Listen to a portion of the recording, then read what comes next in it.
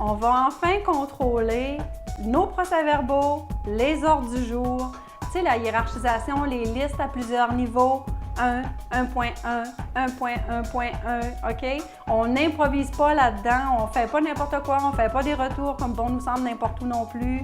Alors, puis des beaux petits trucs aussi pour appuyer cette théorie-là. Alors, des astuces. Une liste à plusieurs niveaux, une liste modèle, OK?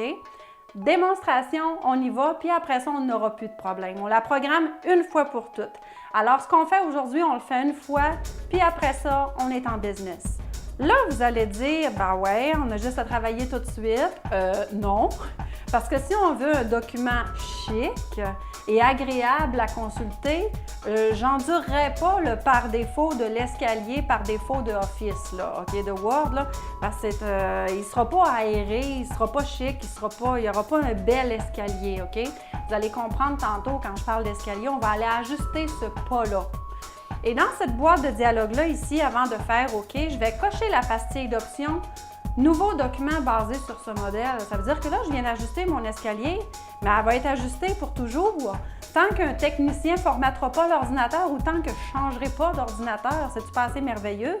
Puis même si je fais formater un jour ou que je change d'ordinateur, ce qui est important de conserver, c'est le normal.dotm. Vous direz ça à vos techniciens parce que le fichier normal.dotm conserve toutes les personnalisations qu'on a créées. Fait que toutes nos barres d'outils, toutes nos macros, les barres d'outils, c'est le building blocks.txt par exemple. En tout cas, excusez-moi la parenthèse, mais je pense qu'elle est payante. Je continue, j'enchaîne. Tab, j'avance. Puis voyez-vous l'escalier qui se dessine? C'est chic, c'est professionnel, bien, mis à part que c'est des blablabla puis que c'est tout souligné en rouge, là. Mais imaginons que c'est du vrai texte.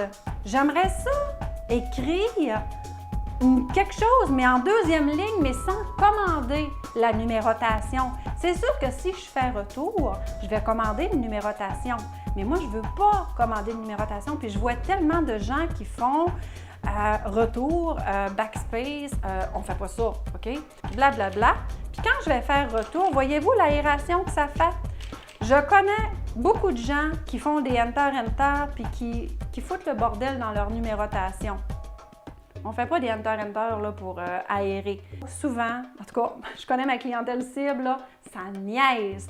Mettons que le point numéro 2, il niaise, OK? Parce que ça se peut que ça niaise dans la vie, là. On ne veut pas que ça niaise, mais des fois, ça niaise. Là, je l'ai fait niaiser, OK? Le truc, faut pas l'arranger à mitaine, là. C'est vraiment pas la façon de travailler pour être efficace, OK?